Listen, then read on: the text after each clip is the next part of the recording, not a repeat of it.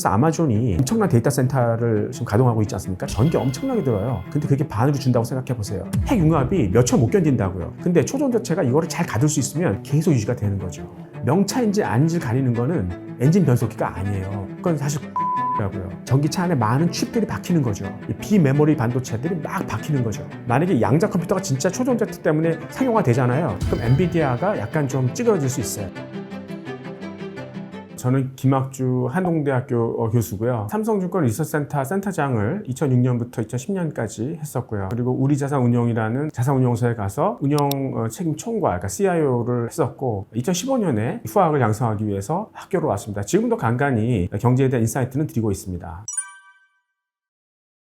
초전도체가 뭐냐면 일단 극저온에서 아주 낮은 온도에서 전기가 저항 없이 잘 통할 수 있는 그런 물질을 얘기해요. 전기, 전자 뭐 이런 것들이 도로를 달린다고 생각해 보세요. 이 도로라는 게 전도체예요. 온도가 아주 낮으면 그 도로가 꽝꽝 어는 거죠. 그래서 움직이지 않아요, 도체가. 그러면 도로가 안 움직이니까 전자가 편하게 그 위를 저항 없이 달릴 수 있다. 근데 온도가 올라가지 않습니까? 그러면은 도로가 울퉁불퉁해지는 거예요. 그러니까 저항이 생기는 거죠. 그렇게 되면 전자가 쉽게 이동할 수 없는 거고. 그러니까 결국은 초전도체라는 거는 아주 극저온, 낮은 온도에서 도로가 잘 고정돼 있어서 전기가 잘 움직이게 할 수 있는, 전기가 잘 통할 수 있는 저항 없이 그런 물질을 초전도체라고 한다, 이렇게 볼 수 있겠어요. 이 극저온을 만들기가 좀 쉽지 않지 않습니까? 그러니까 이제 지난 20년간 이 극저온이 아닌 환경에서도 입자가 움직이지 않고 저항 없이 잘 통과할 수 있는 그런 물질은 없을까? 이런 걸 연구했었죠. 근데 좀 지지부진했었어요. 그래서 여러 금속을 한번 섞어봤어요. 합금도 만들어봤고, 근데도 잘 안 되더라고요. 최근에는 이제 그 상온 대기압에서 초전도체 생성에 좀 성공했다는 논문도 좀 나오더라고요. 중국도 있었고, 인도도 있었고, 미국도 있었고, 한국도 최근에 나왔지 않습니까? 뭐 이런 얘기들이 조금씩 있어요. 대부분 다 실패했다고 나오는데 성공했다는 데도 좀 간간히 나왔어요. 그래서 이제 이 초전도체가 쉽게 이렇게 만들어지면 이 강한 자기장을 형성할 수 있거든요. 자기장은 사실 거의 모든 걸 다 통과해요.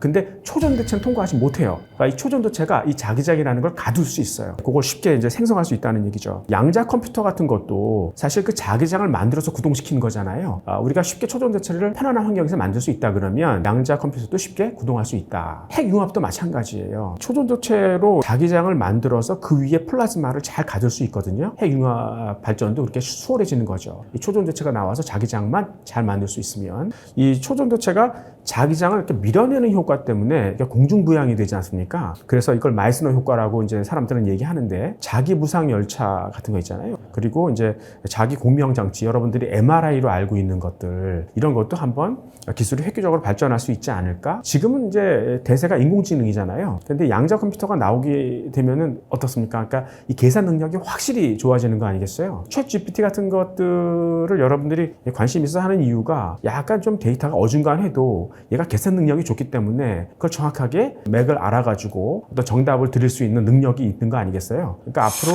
굉장히 사회가 스마트해질 수 있겠다. 여기에 이제 양자 컴퓨터 같은 계산 능력을 기다리고 있는데 그게 될까? 라는 그런 기대가 최근에 생긴 겁니다. 그러니까 일반 컴퓨터는 0 아니면 1이잖아요. 한 방향으로밖에 못 가요. 근데 양자 컴퓨터는 양자라는 것이 파장이냐 아니면 입자냐, 그 중간에 어중간하다. 그러니까 0과 1이 아니라 0.1, 0.9도 될 수 있고 0.2, 0.8도 될 수 있어. 굉장히 한 번에 여러 가지 일을 동시에 다 할 수 있는 거죠. 그러니까 계산 능력이 굉장히 빠르다. 계산 능력이 뛰어나면은 그만큼 인공지능이라는 건 한마디로 데이터가 굉장히 복잡하게 연결되어 있을 때 그 사람들은 눈으로 볼 수 없지만 그 안에 패턴을 잡는 거예요. 근데 계산 능력이 뛰어나면 그 패턴을 쉽게 잡는 거죠. 그러니까 그렇게 근거가 있었으면 그냥 사이언스 같은데 그냥 내면 되는 거지, 검증 없이 올릴 수 있는 아카이브 같은 데다가 올려서 구설을 만들었느냐, 이제 이게 약간 논란이 되는 것 같습니다. 물론 이제 이런 것들이 어떤 이론의 막 발전을 통해서 탁 나오는, 그러니까 이론의 배경이 있어야 나오는 건 아니에요. 사실은 연금술이라고 그러잖아요. 막 이렇게 여러 가지 섞다 보니까 우연히 뭐가 나왔어, 그렇게 발견될 수 있는 거죠. 근데 그렇다 하더라도 그렇게 서둘기보다는 조금 더 자료를 정리해서 논문으로 발표했으면 좋았을 텐데 너무 좀 성급하지 않았나, 이렇게 생각을 하고, 사실 이런 스캔들이 몇 년 전에도 있었잖아요. 그때는 상온 대기압은 아니었어요. 그래도 초전도체라는 걸 개발했다고 논문을 냈었는데 나중에 논문의 데이터를 수정했죠. 속임수를 쓴 거나 마찬가지죠. 20년 동안 열심히 해봤는데 잘 안 되더라. 근데 이런 게 한 번에 퀀텀 점프가 있을 수 있을까? 라고 이제 시장에서는 좀 의심하는 그런 분위기입니다.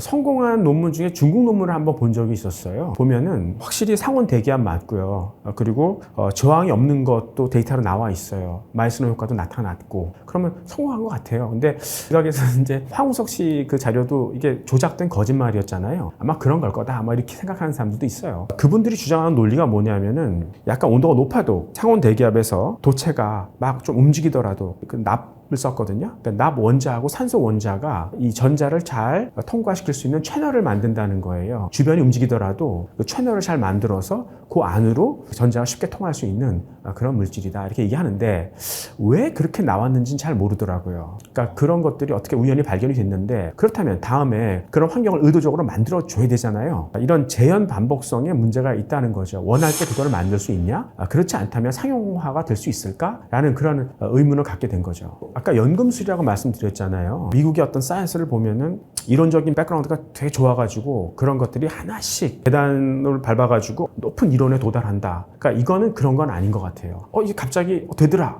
그렇다면 한국도 와인 아시죠? 우리도 못할 건 없지 않습니까? 그러니까 초전도체라는 거는 자기장을 잘 가둘 수 있어요. 그러니까 저항 없이 우리가 뭔가를 할 수 있다는 것은 완전히 패러다임을 바꿀 수 있는, 그러니까 지금의 어떤 그런 컴퓨터 자체가 다 바뀌는 거죠. 그러니까 굉장히 스마트하게 바뀔 수 있거든요.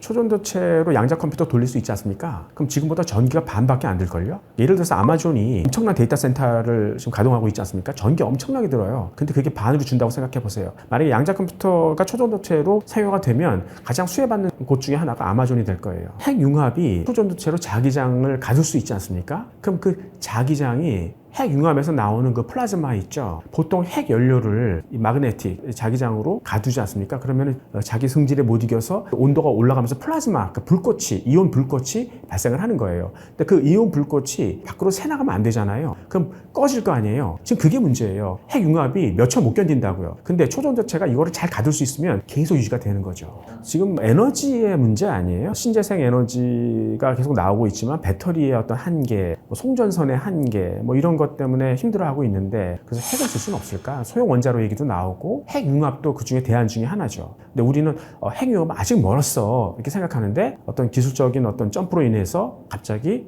이용 가능하게 됐다. 기존 송전망을 이용할 수 없잖아요. 지금의 이 신재생 발전, 그러니까 예를 들어 태양광이다. 그러면 사막, 그다음에 풍력, 바닷가지 않습니까? 거기서 전기 만들면 어떻게 갖고 오죠? 송전선이 없잖아요. 그걸 다시 만들어야 되지 않습니까? 만들기도 쉽지 않아요. 실제로 그 송전망을 구축을 하려면 돈도 엄청나게 들지만 청정 지역을 다 훼손해야 돼요. 그리고 이 지역 주민들이 굉장히 반발 심하다고요. 전기를 만들어도 버려요. 그러지 말고 기존 송전망을 이용할 수 있는 방법이 뭐냐? 그럼 석탄 발전소가 있지 않습니까?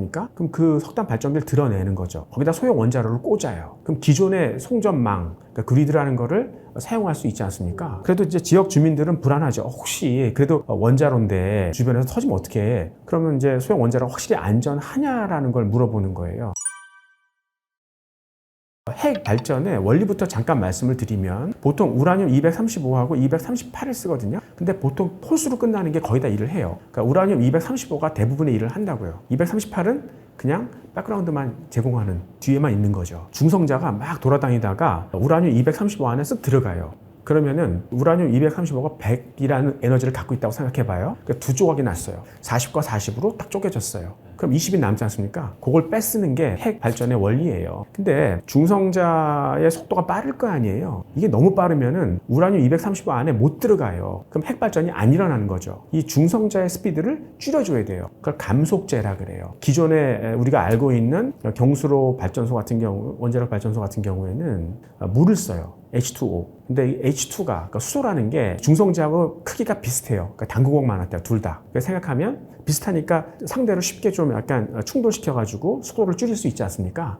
근데 이제 문제는 이 물이라는 게 끓잖아요, 고온에서. 그럼 증발되면 없어지면 안 되지 않습니까? 그러니까 안 끓게 하려면 어떻게 되냐면 고압으로, 그러니까 압력을 상당히 높인다고요. 그러니까 지금 있는 발전소는 상당히 고압에서 운영되는 거죠. 그러니까 터질 수 있는 거죠. 위험이 있어요. 근데 이 소형 원자로 같은 경우는 뭘 쓰냐, 감속제는 뭘 쓰냐면 나트륨을 써요. 나트륨은 끓는 점이 아주 높아요. 온도가 아무리 높아도 끓지 않습니다. 그러니까 상당히 안전하다, 이렇게 얘기는 하는데 이 나트륨의 문제는 분자가 커요. 그래서 중성자랑 부딪히면 중성자가 잘 감속이 좀 덜 되는, 좀 여전히 빨라지는 그런 부분이 좀 있다 이렇게 얘기하지만, 그래도 소형 원자로가 나트륨 때문에 상당히 안전해서 어디다가 위치시킬 수 있다. 기존의 원자로 같은 경우에는 터질 수 있으니까 유사시에 바닷물을 사용해서 그냥 꺼야 될 거 아니겠어요? 그러니까 바닷가에만 할 수 있는데 소형 원자로는 그럴 우려가 없기 때문에 우리 주변에 아무데나 갖다 꽂을 수 있겠다. 소형 원자로 아직 멀었어 이렇게 생각하는데 국가적인 이해관계 때문에 소형 원자로가 생각보다 먼저 도래할 수 있지 않을까 뭐 이렇게 생각하는 거죠. 그러니까 한국이나 일본을 생각해봐요. 무슨 문제가 있냐면 한국, 일본 모두 에너지 수입 부담이 상당히 있을 거예요. 두 나라 모두 그 신재생 발전하기 적합하지 않아요. 산이 많아서 태양광 패널을 설치할 데가 없어요. 그리고 바다가 갑자기 깊어진다고요. 그러면 해상 풍력기를 박을 비용이 엄청나게 드러나는 거죠. 에너지를 다 수입해야 돼요. 근데 신재생 에너지 수입하지 말고 자체적으로 이 소형 원자로를 이용하면 되지 않겠나 뭐 이런 생각도 하는 거고, 또 하나의 문제가 국방 예산 많이 들 거 아니에요. 국방을 가장 경제적으로 해결할 수 있는 게 뭐냐, 핵무기를 만들면 되는 거 아니겠습니까, 유사시에. 근데 그게 가능한 게 뭐냐면 아까 핵 발전을 얘기하면서 중성자가 속도가 빠르면 우라늄 230호 안에 못 들어간다고 그랬잖아요. 이 소형 원자로 같은 경우도 나트륨에 딱 부딪히면 속도가 빨라지잖아요. 우라늄 230호 안에 못 들어가면 어디로 갈까요? 우라늄 238로 들어가요. 그럼 그게 플루토늄 바뀌어요. 핵 연료가 새로 생기는 거라고요. 전문 용어로 브리딩 된다 그래요. 핵 폐기물에서 플루토늄은 분자 구조가 다르기 때문에 쉽게 뺐을 수 있어요. 이 소형 원자로의 그 장점이 뭐냐면은 폐기물을 쉽게 핵 발전에 다시 재활용할 수 있어요. 유사시에는 재활용하는 게 아니라 그걸로 핵무기 만들면 되는 거죠. 저는 테슬라가 먼저 치고 들어왔으니까 당분간 1위는 유지를 하겠죠. 근데 점유율은 말씀하신 대로 하락을 할 거고요. 테슬라의 미국 시장 내 점유율이 작년에 65% 정도였었거든요. 판매 가격이 $50,000 이상인 고급 전기차 같은 경우에는 점유율이 85%예요. 22년경에 미국 내 전기차 모델이 48개인가 그랬어요. 2025년에는 159개까지 늘어난다는 거예요. 엄청나게 늘어나는 거죠. 그리고 전기차를 생산하는 시설이 100개 이상이 새로 만들어진다는 거예요. 테슬라의 점유율이 2025년 이후에는 뭐 20% 밑으로 떨어진다. 그러니까 65%에서 20% 밑으로. 그럼 3분의 1 토막 나는 거 아니겠습니까? 근데 전기차 시장이 3배 이상 늘어나면 성장이 되는 거 아닌가? 이렇게 생각할 수도 있는데 과연 그렇게 전기차 시장이 확 늘어날 수 있을까요? 전기가 있을까요? 전기차를 구동할 수 있는 전기가 있냐고요. 지금 미국 내에 돌아다니는 가솔린 자동차를 전기차로 다 대체하려면 미국의 발전 용량이 더블로 늘어나야 돼요. 만약에 신재생으로만 다 그걸 할 수 있다 그러면 40%, 적어도 40% 이상 늘어나야 된다는 거죠. 거의 불가능해요. 테슬라는 이제 뭐라고 주장을 하냐면, 우리는 전기차 업체가 아니라요, AI 업체입니다. 자율주행 배터리에서 이제 좀 차별화를 앞으로 할 것입니다. 이렇게 얘기를 하고요. 그게 가능하냐는 거죠. 테슬라가 성공할 수 있었던 거는, 제가 옛날에 자동차를 했었거든요. 그러면 이제 GM이나 포드로 가면 거기에 천재 같은 엔지니어들이 있었어요. 걔네들이 테슬라에 앉아 있더라고요. 그래서 왜 여기 왔냐? 그러니까 우리가 스톡옵션을 받아도 굳이 GM, 포드 걸 왜 받냐? 테슬라 거 받으면 굉장히 주가가 급상승하잖아요. 근데 일로 왔어요. 그 중에는 요즘에는 뭐 폭스바겐이나 이런 데로 다시 가는 애들도 있더라고요. 더 좋은 조건을 제시하겠죠.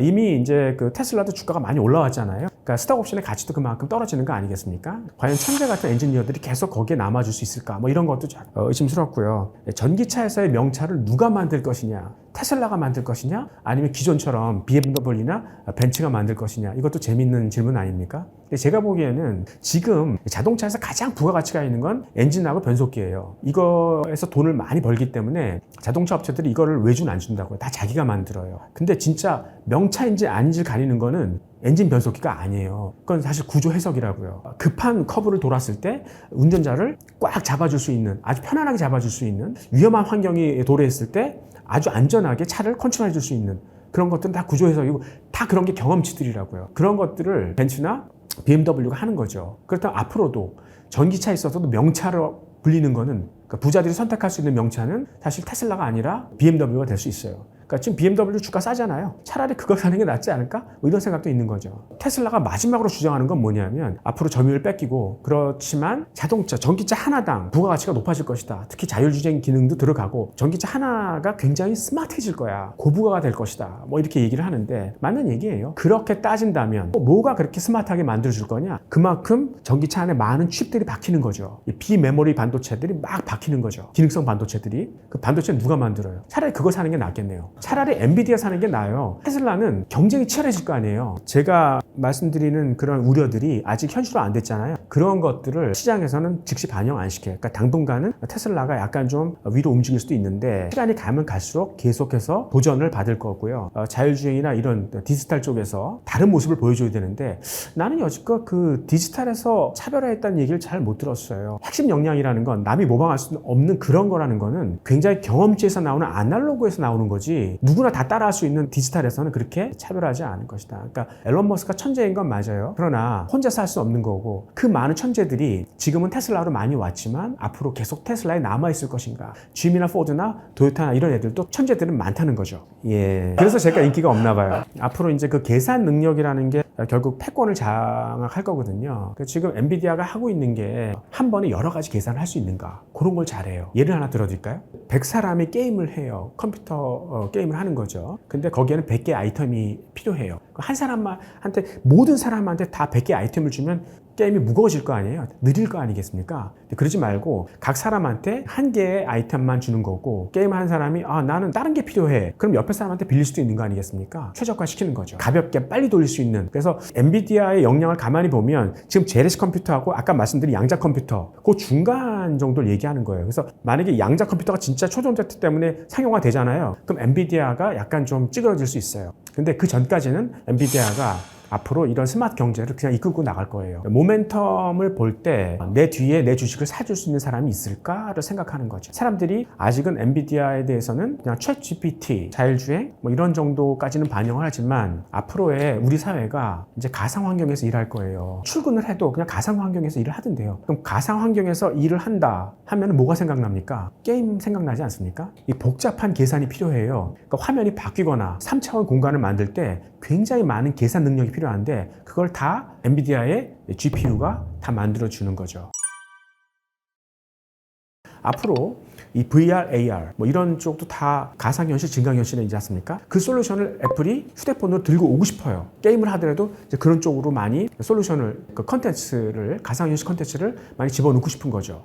근데 그런 것들이 전기를 굉장히 많이 잡아먹는다고요. 만약에 애플이 아주 고용량의 배터리를 개발할 수 있었다. 음극재를 100% 실리콘으로 바꿔서 그러면 그런 아주 스마트하고 아주 재미있는 콘텐츠를 애플의 아이폰만 실을 수 있는 거죠. 그렇게 되면 게임이 완전히 바뀌는 거 아니겠습니까? 결국 이 배터리라는 게 제품의 경쟁력을 완전히 바꿔버릴 수 있는 거죠. 이거를 외주에 맡긴다고요? 그럴 수는 없을 거예요. 애플이든 테슬라든 도요타든 다 자기네들의 배터리를 개발할 수밖에 없을 거라고요. 그렇다면 얘네들이 이런 배터리 전문 생산업체들한테 뭘 부탁할까요? 싸게만 만들어 달라는 거예요. 그렇다면 지금 한국의 이 배터리 업체들이 앞으로는 지금처럼 부가가치를 누릴 수 있을까? 지금은 차세대 배터리 기술이 아주 확립이 안 됐고 이 뭐 도요타나 애플 같은 것도 아직은 헤매고 있고 이럴 때가 가장 달콤한 시간이고 걔네들이 뭔가 자기네들이 설계를 완성이 됐다 이렇게 될 때는 팔아주는 게 맞지 않을까 이렇게 생각하는 거죠. 도요타라든가 테슬라라든가 애플이라든가 이렇게 배터리를 설계하는 업체들 대항할 수 있는, 그러니까 걔네들한테 협상력을 가질 수 있는 아날로그적인 어떤 그 기술들, 아까 제가 말씀드린 일본이나 독일 업체들이 좀 두각을 나타낼 것 같다. 예를 들면 뭐 바스프라든가 솔베이라든가 뭐 미쓰비시 화학이라든가 다 잘해요. 근데 걔네들이 배터리만 만드는 게 아니잖아요. 그러니까 투자 관점에서 볼 때는 별로 재미없어요. 순수 퓨어 플레이가 아니라고요. 그러면 분명히 이것만 잘하는 어떤 스타트업들이